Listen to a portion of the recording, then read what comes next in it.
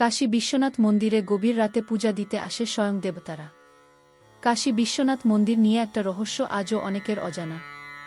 মন্দিরের পুরোহিতরা বলেন রাতে শেষ আরতির পর পুরো গর্ভগৃহ বন্ধ করে দেয়া হয়। ভিতরে আর কেউ থাকে না।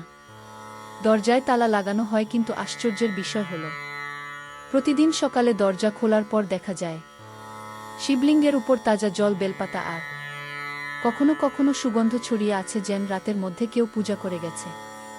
কিন্তু সিসিটিভিতে কাউকে দেখা যায় না। অনেক ভক্ত বিশ্বাস করে মধ্যরাতে দেবতারা নিজেরাই এখানে পূজা করতে আসে। আর সবচেয়ে রহস্য ঘটনা ঘটেছিল 1962 সালে। তিনি নাকি এক রাতে গর্ভের ভেতর থেকে মন্ত্র পাঠের শব্দ শুনেছিলেন, কিন্তু দরজা খুলতেই ভেতরে কেউ ছিল না।